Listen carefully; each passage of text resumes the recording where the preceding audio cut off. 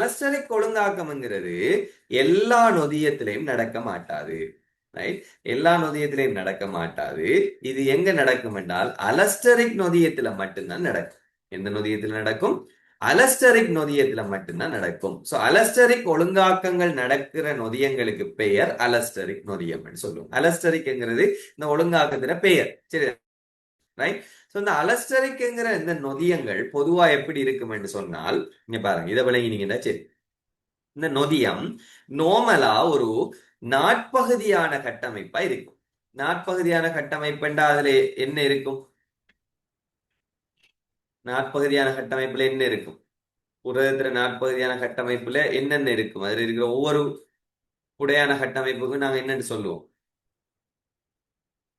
பாப்போம், புரதம் படிச்ச ஞாபகம் இருக்காண்டு? நாட்பகுதியான கட்டமைப்புல வெரி குட், புரத உப அலகு படிச்சிருக்கோம். சோ அந்த புரத உப அலகுகள் இருக்கும் இதுல. பொதுவாக இந்த அலஸ்டரிக் நொதியங்கள் எப்படி எப்படி இருக்கும் என்றால் ஒரு நாட்பகுதியான கட்டமைப்பா இருக்கும். அதுல இப்படி புரத உப அலகுகள் இருக்கும். இந்த புரத உப அலகுகள் ஜாயின் ஆகிற இடம் இருக்குதானே?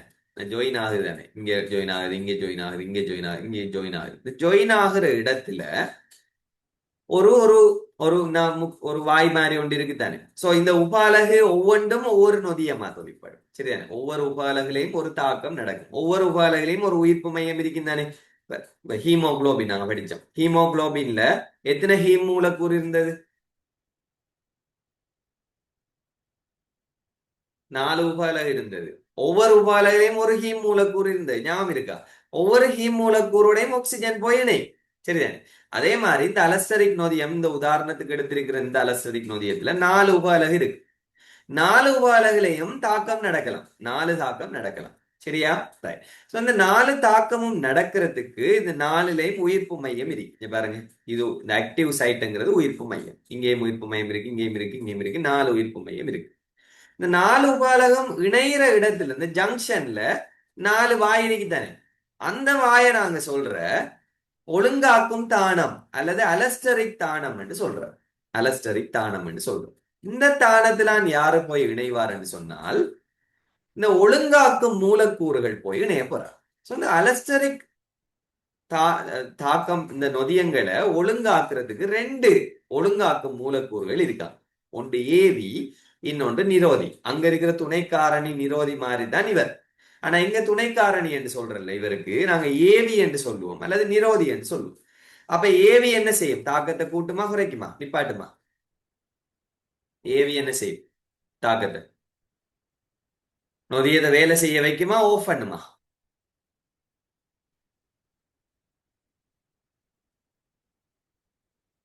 ஆக்டிவேட்டர் சொல்ற ஏவி. அதை சொல்ல வச்சே நீங்க சொல்லணும். ஏவி என்ற தாக்கத்தை என்ன செய்யும்? அது நடத்த வைக்கும். நிரோதி என்ற தாக்கத்தை என்ன செய்ய வைக்கும்? நிப்பாட்ட வைக்கும். இதான் சமரி. சோ அப்ப இந்த நொதியம் வேலை செய்யறதுக்கு ஒரு ஏவியும் ஒரு நிரோதியும் இருக்கும். ரைட்? இங்க பாருங்க, நோமலா இந்த நொதியம் எப்படி இருக்கும் என்றால் இந்த நொதியத்துக்கு ஒரு வாய் இருக்கும். அதான் உயிர்ப்பு மையம். சரியா? இந்த உயிர்ப்பு மையத்துக்குள்ளதானே போய் கீழ்ப்படை இணையும். ரைட்? சோ இந்த வாய் இப்படி எந்நேரமும் திறந்துகிட்டு இருக்காது. இந்த வாய் மூடி மூடி திறந்துகிட்டு இருக்கும். இப்படி இருக்கும். சோ அப்ப இந்த இடத்துல கீழ்ப்படை ஈஸியா போய் இணையலாமா? யோசிச்சு பாருங்க. அப்படி மூடி மூடி மூடி இந்த உயிர்ப்பு மையம் திறந்துகிட்டே இருந்தால் கீழ்ப்படை போய் ஈஸியா இணையலாமா? இதுல இணைய விடுமா? இது விடுமா?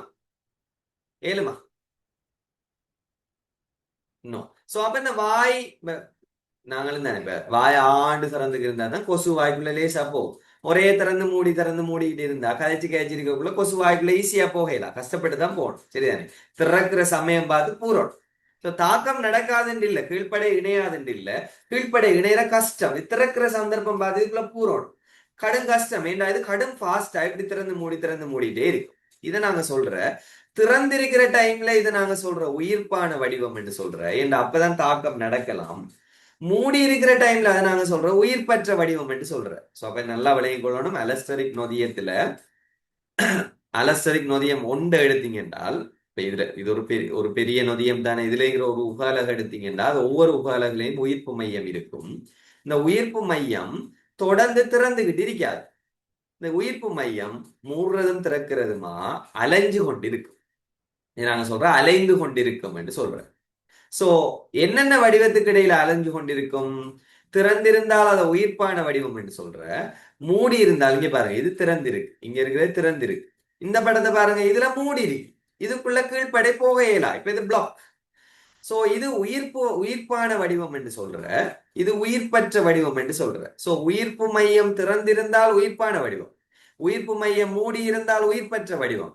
ஆனா இந்த அலஸ்டரிக் நொதியத்துல பண்பு என்னென்றால், இது உயிர்ப்பு வடிவத்துக்கும் உயிர்ப்பற்ற வடிவத்துக்கும் இடையில அலைந்து கொண்டிருக்கும். எனவே கீழ்ப்படை ஜொயின் ஆகிறது கஷ்டம். சோ கீழ்ப்படைய ஜொயின் ஆக்க வைக்கணும்னா நீங்க என்ன செய்யணும் சொல்லுங்க? கீழ்ப்படை ஈஸியா ஜொயின் ஆகுறா என்ன செய்யணும்? நீங்க என்ன செஞ்சா கீழ்ப்படை போய் லேசா ஜொயின் ஆகலாம்? என்ன செய்யணும்? இந்த வாயை என்ன செய்யணும்? உயிர்ப்பான வடிவமா இருக்கணும். இந்த வாயை என்ன செய்ய வைக்கணும்? உயிர்ப்பு மையத்தை என்ன செய்ய வைக்கணும்? திறக்க வைக்கணும். என்ன? சோ உயிர்ப்பு மையத்தை திறக்க வைக்கணும். அதாவது உயிர்ப்பான வடிவத்துல தொடர்ந்து இருக்க செய்யணும். அப்படி உயிர்ப்பான வடிவத்துல தொடர்ந்து இருக்க செய்யணுமாக இருந்தால் இந்த மூலக்கூறோட யாரு வந்து இணையணும்? ஏவி வந்து இணையும். சரி, இப்ப விளங்கிட்டா உங்களுக்கு அலஸ்டரிக் நொதியம் எப்படி வேலை செய்யுதுன்னு? கிளியர் ஆயுது? இவ்வளவு வரைக்கும் கிளியரான்னு சொல்லுங்க குயிக்கா. Any doubts? மதுமிதா ஓகேயா? 2 3 பேரை காணல, படுத்துட்டாங்க. கதீஜா ஒரு சவுண்டையும் காணல, சொல்லுங்க கிளியரா. சபரேஷனுக்கு விளங்கிட்டா? ஐனிஷுக்கு விளங்கிட்டா? மணிகண்டர், டில்ஷான் ஓகே, சபரேஷனுக்கு விளங்கிட்டா. ஐனிஷ் ஓகே. பாத்திமா சஹா சொல்லியாச்சு. Okay right. சோ இதான் எங்க இருக்கிற அலஸ்டரிக் ஏவல் என்று சொல்ற. இதை நாங்க என்னன்னு சொல்ற? அலஸ்டரிக் ஏவல். அதாவது இந்த உயிர்ப்பான வடிவத்துக்கும் உயிர்ப்பற்ற வடிவத்துக்கும் இந்த அலஸ்டரிக் நொதியம் அலைஞ்சு கொண்டிருக்கிற டைம்ல தாக்கத்தை கூட நடத்த வைக்கணுமாக இருந்தால் நாங்க இதை உயிர்ப்பான வடிவத்துல நிப்பாட்டணும். ஒரே திறந்து மூடாதமா வாயாண்டு திறந்து வச்சுக்கிட்டே இருக்க வைக்கணும் தாக்கம் முடியும் வரைக்கும். எனவே நாங்க இந்த இடத்துல ஏவிய சேர்ப்போம். ஏவி வந்து இதுல சேர்ந்தால் வாய் அப்படியே திறந்துக்கு இருக்கும். எனவே தாக்கம் குயிக்கா நடக்கும். அது இப்ப இதுல இந்த இந்த ஏவி போய் இணையிற இடத்தை நாங்க சொல்ற ஒழுங்காக்கும் தானம் என்று சொல்ற. இதுக்கு அலஸ்டரிக் தானம் என்றே பேர் வச்சிருக்கோம். சோ அலஸ்டரிக் நொதியத்துல ஏவி போய் இணையிற இடம் அல்லது நிரோதி போய் இணையிற இடத்துக்கு நாங்க சொல்ற அலஸ்டரிக் தானம். சிம்பிள். இந்த இடத்துக்கு பேர் அலஸ்டரிக் தானம். அலஸ்டரிக் தானத்துல ஏவி போய் இணைஞ்சால் உயிர்ப்பு மையம் உறுதி செய்யப்படும். இந்த படத்தை பாருங்க. சோ இது அலஸ்டரிக் நொதியம். இதுல இது ஒழுங்காக்கும் தானம். கிரீன் கலர்ல இருக்கிறது ஏவி. ஏவி போய் அலஸ்டரிக் தானத்துல இணையுது. இப்ப இந்த வாய் திறந்துருது. இங்க எத்தனை ஏவி போய் இணையுது? எத்தனை அலஸ்டரிக் தானம் இருக்கு இந்த நொதியத்துல? இந்த நொதியத்துல எத்தனை அலஸ்டரிக் தானம் இருக்கு? 4 உபாலகு இருக்கு. எனவே எத்தனை தானம் இருக்கு எண்ணி பாருங்க. ஆகும் இன்னொரு தானம், இன்னொரு தானம், இன்னொரு தானம், இன்னொரு தானம். எத்தனை அலஸ்டரிக் தானம் இருக்கு? 4 அலஸ்டரிக் தானம் இருக்கு. ஆனா எத்தனை ஏவி வந்து இணையுது? எத்தனை ஏவி வந்து இணையுது இந்த படத்தின் படி? அடே படம் பார்த்து கதை சொல்லுங்களேன். எத்தனை ஏவி வந்து இணையுது? கிரீன் கலர்ல வர ஏவி எத்தனை? இணைஞ்சிருக்கிறது எத்தனை ஏவி? ஒன்று வருது தாக்குது, ஒன்றுதான் இணைஞ்சிருக்கு. ஆனால் கீழ்ப்படை எத்தனை வந்து இணையுது? ஒன்று இணைஞ்சது பிறகு எத்தனை கீழ்ப்படை வந்து இணையுது? 4 இணையுது. சோ ஒரு அலஸ்டரிக் நொதியத்தை நாங்க உயிர்ப்பாக மாற்றுறதுக்கு 4 ஒழுங்காக்கும் தானம் இருக்குங்கிறதுக்காக 4 ஏவி வந்து இணைய வேண்டிய அவசியம் இல்லை. ஒரு ஏவி வந்தாலே போதும், 4 உயிர்ப்பு மையமும் திறந்துடும். விளங்குதா? சோ எனக்கு 4 தலை இருக்கேன் யோசிச்சு பாருங்க. என்ன 4 தலையில மிகிற வாய் திறந்து மூடிட்டு இருக்கு. இந்த 4 தலையில ஒரு தலையில ஒரு ஆள் வந்து குட்டி வாய தொற என்று சொன்னாலே போதும், 4 தலையில வாயும் திறந்துடும். சரியானே? குட்டின தலையில மட்டும் வாய் திறக்காது, 4 தலையில வாயும் திறந்துடும். அப்படி இந்த 4 பேருக்கும் இடையில கனெக்ஷன் இருக்கு. இது விளங்கிட்டா? சோ அப்ப ஒரு ஏவி இணைஞ்சாலே போதும், 4 உயிர்ப்பு மையமும் ஆக்டிவா. ரைட்.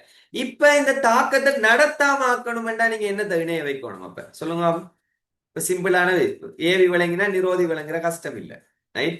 சோ தாக்கத்தை நடத்தாம ஆக்கணும் என்றால் என்னத்தை இணைக்கணும்? இவிடத்தை வாயை என்ன செய்ய வைக்கணும்? நிரோதியை இணைச்சி இந்த வாயை என்ன செய்ய வைக்கணும்? திறந்து மூடாம தொடர்ந்து மூட வைக்கணும். மூட வச்சா கீழ்ப்படை வந்து இணையவே இயலாம். திறந்து மூடிட்டு இருக்கிற நேரம் தப்பித்தவரை ஒரு கீழ்ப்படை போய் இணைஞ்சிடலாம். ஆனா மூடிக்கிட்டே இருந்தா கீழ்ப்படை போய் இணையவே இயலாம். அப்ப ஆஃப் பண்ண போறீங்க நொதியத்தை. இது லேசி தானே உங்களுக்கு. அப்புறம் நொதியத்தை உருவாக்கி போட்டு நீங்க அழிக்க தேவையில்லை. ஏவியை கொண்டு தாக்கத்தை நடத்தலாம், நிரோதியை கொண்டு தாக்கத்தை ஆஃப் பண்ணலாம். அந்த வகையில தான் இந்த அலஸ்டரிக் நொதியங்கள் ஸ்ட்ரக்சர் பண்ணப்பட்டிருக்கு, கட்டமைக்கப்பட்டிருக்கு. சோ அப்ப இங்க பாருங்க, இங்க ஒரு அலஸ்டரிக் நொதியம் இருக்கு. இந்த நொதியத்துல ஒரு சிவப்பு கலர் நிரோதி வந்து இணையுது. அலஸ்டரிக் தானத்துல ஒரு நிரோதி தான் இணைஞ்ச 4 வாசலும் மூடிட்டு.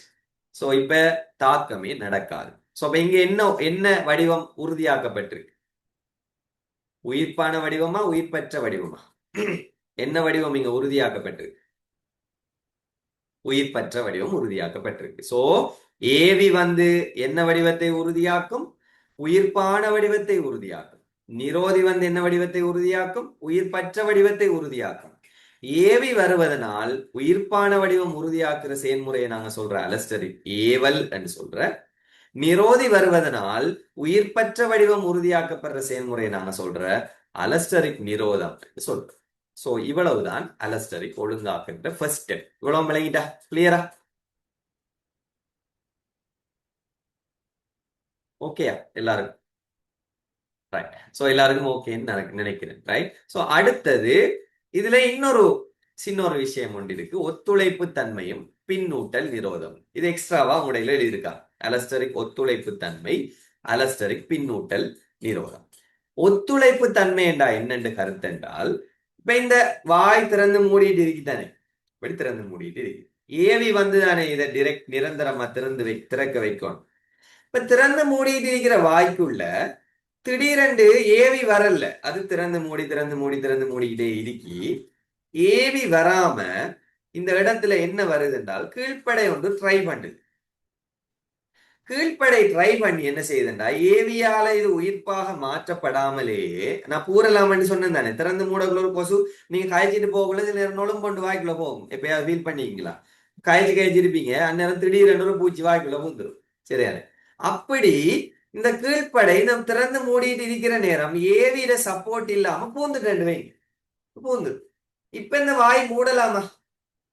திறந்து மூடிட்டு இருந்த வாய்க்கு மூடையிலுமா? இப்ப கீழ்ப்படை பூந்தா மூடலாமா? நோ.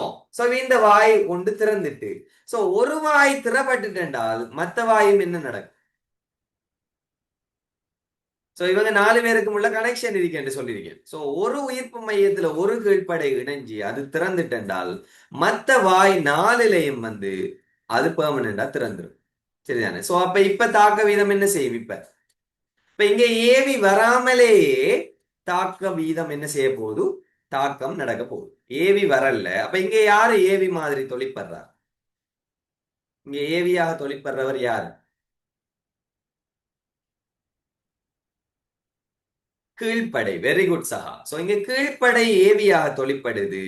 ஆனா அது அலஸ்டரிக் தானத்திலேயா இணையுது? அலஸ்டரிக் தானத்துல இணையுது அது? நோ. அப்ப அது எங்க இணையுது? எந்த இடத்துல இணையுது? உயிர்ப்பு மையத்துல இணையுது. சோ உயிர்ப்பு மையத்துல கீழ்ப்படை இணைவதன் மூலம் அலஸ்டரிக் நொதியத்தில் இருக்கிற ஏனைய உபாலகளினுடைய கீழ்ப்படைகள் இணைகிற தானங்கள், உயிர்ப்பு மையங்களும் உயிர்ப்பாக்கப்படுமாக இருந்தால் அதை ஒத்துழைப்பு தன்மை என்று சொல்ற. ஒத்துழைப்பு தன்மை ஒரு வாய் திறந்தா எல்லா வாயும் உண்டா ஒத்துழைக்குது. ரைட். சோ இது கீழ்ப்படையில முயற்சியால நடக்குது. சோ இதுக்கு உதாரணம் தான் ஹீமோகுளோபின். அது உதாரணமா உங்களோட ரிசோர்ஸ் புக்ல ஹீமோகுளோபின் போட்டிருக்காரு. ஹீமோகுளோபின் என்ன செய்யும் என்று சொன்னால், ஹீமோகுளோபினும் வரும், ஏடிபியும் வரும். சரிதானே? சோ ஹீமோகுளோபின் என்ன செய்யும் என்றால், இந்த கீழ்ப்படையில இணைஞ்ச உடனே, ரைட், கீழ்ப்படையில இந்த ஹீமோகுளோபின் இணையும் போது என்ன நடக்கும்? இந்த ஹீமோகுளோபின்ல கீழ்ப்படையது, ஹீமோகுளோபின் ஒரு நொதியம் இல்ல, பட் அதை நாங்க ஒரு நொதியமாக பார்க்க போறோம். இது எக்ஸாம்பிளுக்கு ஹீமோகுளோபின்ல இணைகிற கீழ்ப்படை யாரு? ஹீமோகுளோபின்ல இணைகிற கீழ்ப்படை யாரு? பொதுவா யாரா இணைகிற? ஆக்சிஜன். சோ இந்த ஆக்சிஜன் ஹீமோகுளோபின் இந்த ஹீம்ல இருக்கிற இந்த வாயும் என்ன செய்யும்டா, எனி டைம் மூடி திறந்துகிட்டே இருக்கும். இதுல போய் ஒரு ஆக்சிஜன் சேர்ந்துட்டேன்டா, எல்லா ஹீமோகுளோபின்ல 4 உபாலை இருக்கு தானே, 4 உபாலையோட ஹீமும் திறந்துடும். எனவே ஒரு ஆக்சிஜன் இணைஞ்சா போதும். எத்தனை ஆக்சிஜன் இணையலாம் ஒரு ஹீமோகுளோபின்ல? ஒரு ஆக்சிஜன் ஒரு வாய்க்குள்ள போய் சேர்ந்தா போதும், 4 ஆக்சிஜன் இணையலாம். எனவே ஒரு ஆக்சிஜன் இணைவது 4 உபாலைகளையும் உயிர்ப்பாக மாற்றும். சோ இது ஒரு உதாரணம், ரைட்? இன்னொரு உதாரணம் ஏடிபி ஏடிபியாக மாறுற தாக்கம். என்ன இருக்கு? ஏடிபி, இது ஏடிபி மூலக்கூறு, சரிதானே? ஏடிபியும் என்னென்னையும் சேர்ந்து ஏடிபியா மாறும், நாங்க ஏற்கனவே படிச்சிட்டோம். ஏடிபியும் என்னென்னையும் சேரணும், பொஸ்பேட்டும் சேரணும், சரிதானே? இது ஏடிபியும் பொஸ்பேட், ரைட்? சோ இது ரெண்டும் சேர்ந்தால் என்னவா மாறும்? ரைட். இடையில ஏதோ ரெக்கார்டிங் ஸ்டாப் ஆகிருக்கு, எனக்கு தெரியல. Right, okay. சோ இதுல ஏடிபியும் ஏடிபியும் சேர்ந்து, ஏடிபியும் பொஸ்பேட்டும் சேர்ந்து ஏடிபியா மாறும். சோ இந்த தாக்கத்துல இதை நடத்துறதுக்கு ஒரு நொதியம் இருக்கத்தானே வேணும், விளங்குதா? ரைட். சோ நடத்துறதுக்கு ஒரு நொதியம் இருக்கு. இது உதாரணமா 3 உபாலைகள் கொண்டிருக்கின்ற வைங்களேன், உதாரணம், ரைட்? சோ இதுல இந்த ஏடிபி வந்து இந்த நொதியத்துல வாயில இணைஞ்ச உடனே மத்த வாயும் திறந்துடும். சோ உதாரணமா இதுல 3 உபாலகம் இருக்குன்றால் ஒரு ஏடிபி வந்து இணைஞ்சாலே எத்தனை தாக்கம் நடக்கிறதுக்கான சான்ஸ் ஏற்படுது? 3 உபாலகம் இருந்தா 3 நடக்கிறதுக்கான சான்ஸ் ஏற்படுது. சோ ஏடிபி என்னவாக தொழிற்படுதுங்க? கீழ்ப்படையாக மட்டும் இல்லாமல் அது என்னவாகவும் தொழிற்படுது? ஏவியாகவும் தொழிற்படுது. சிம்பிள் தானே? ரைட், விளங்கி. ரைட். பின்னூட்டல் நிரோதம் என்ற கருத்து என்னென்றால் விளைபொருள் நிரோதியாக தொழிற்பட போகுது. அதான் இங்க நடக்க போகுது. என்ன நடக்கும் என்று சொன்னால், இங்க பாருங்க, ஏடிபியும் பொஸ்பேட்டும் சேர்ந்து என்ன உருவாகும்? ஏடிபி வரும். இந்த ஏடிபி செறிவு அதிகரிக்க அதிகரிக்க அதிகரிக்க ஒரு கட்டத்தில் இந்த ஏடிபி நிரோதியா மாறி, நிரோதியா மாறி இது அலஸ்டரிக் தானத்துல வந்து இந்த ஏடிபி இணை, ஏடிபி இந்த அலஸ்டரிக் தானத்துல வந்து இணைஞ்ச உடனே இது ஒரு நிரோதின் தான், இந்த வாய் என்ன செய்யப்படும்? உயிர்ப்பு மையம் என்ன செஞ்சிடும்? என்ன வடிவத்துக்கு மாறிடும்? உயிர்ப்பானதா மாறுமா, உயிர்ப்பற்றதா மாறுமா? மூடும். வாய் மூடினால் அது என்ன வடிவமாக மாறிடும்? உயிர்ப்பற்ற வடிவமா மாறிடும். உயிர்ப்பற்ற வடிவம் மாறினதுக்கு பிறகு திருப்பி ஏடிபி வந்து சேரலாமா இதுக்குள்ள? இப்ப திறந்து மூடக்குள்ள ஏடிபி வந்து ஈஸியா சேரலாம். ஆனா மூடிக்கிட்டே இருக்கக்குள்ள ஏடிபி வந்து சேரலாமா? சேர முடியாது. சோ இப்ப ஏடிபி வந்து ஏவியா தொழிற்படுது, ஏடிபிங்கிறது இதுல வந்த விளைபொருள். இதுல வந்த விளைபொருளே ஒரு நிரோதியாக தொழிற்படுமாக இருந்தால் அதை நாங்க சொல்ற பின்னூட்டல் நிரோதம் என்று சொல்றோம். இதால என்ன லாபம் சொல்லுங்க? இதால என்ன நன்மை? ஏன் இப்படி இருக்கணும்? விளைபொருள் ஏன் நிரோதியா இருக்கும்? என்ன காரணம், என்ன நன்மை இதால்?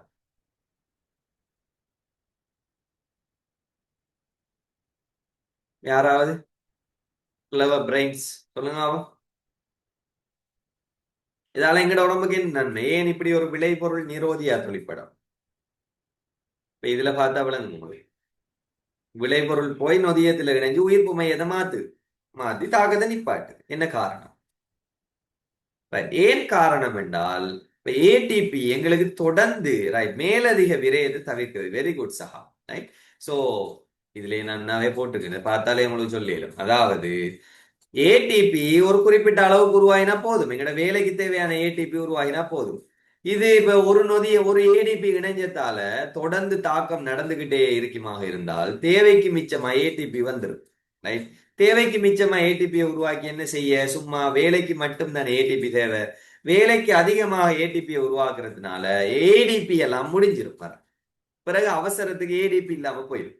எனவேதான் ஏடிபி எங்களுக்கு குறிப்பிட்ட அளவு ஏடிபி வந்ததுக்கு பிறகு, அதுல செறிவு குறிப்பிட்ட அளவுக்கு வந்ததுக்கு பிறகு அதுவே போய் நொதியத்துக்கிட்ட சொல்லுதோ இனி போதும் நிப்பாட்டு.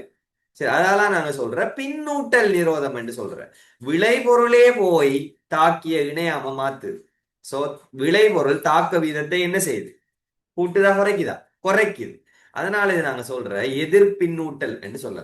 எதிர்பின்னூட்டல் விளைபொருள் தாக்க வீதத்தை குறைக்குது. நேர்பின்னூட்டல் எதிர்பின்னூட்டல் பிறகு படிப்போம். இப்போதைக்கு பின்னூட்டல் நிரோதம் என்று இதை ஞாபகம் வச்சுக்கொள்ளும். சரிதானே? ரைட், இவ்வளவு கிளியரா?